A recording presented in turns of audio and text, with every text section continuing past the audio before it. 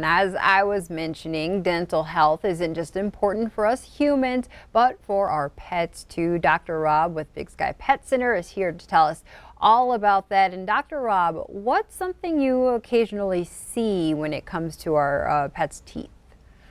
Well, the dog and the cat, and mainly the dog in particular, we see the carnasal teeth, which are very unique to the carnivore species.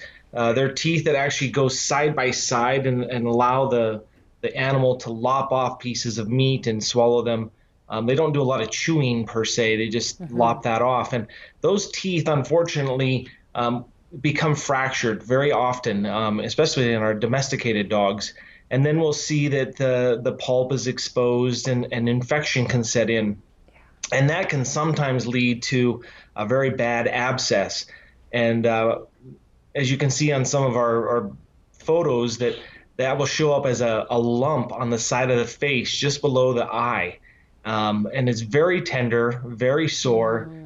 Mm. And unfortunately, that tooth needs to be extracted. All right, so it's not like our dogs went and got in a bar fight or anything like that and have the little puffy No, eye. When you see this, you should get to a vet immediately. exactly, exactly. Those puppies are uncomfortable for sure. All right, all right. And anything that I guess we can really do to prevent this from happening in the first place? It would be nice to say don't let them chew on anything, but then the second part of it is that they need to be chewing on things, and that is their natural way of brushing their teeth per se. So I wish I could say there was an easy fix to that or an easy prevention. There really isn't, and that tooth is so prone to fracturing. It is tough to keep it from doing that.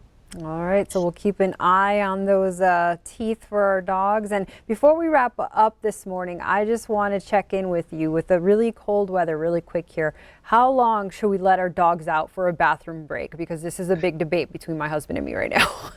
Exactly.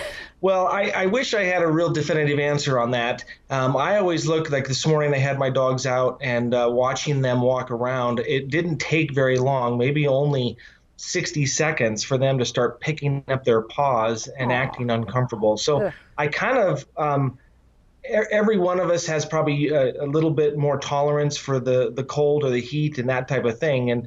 And the extremes are the things we really need to be watching out for. So as fast as they can go and then get back in is probably the best thing that we can do. Our domesticated dogs, as a general rule, are very used to living indoors at 70 degrees, let's say, and then we stick them outside when it's negative 50 some degrees below zero.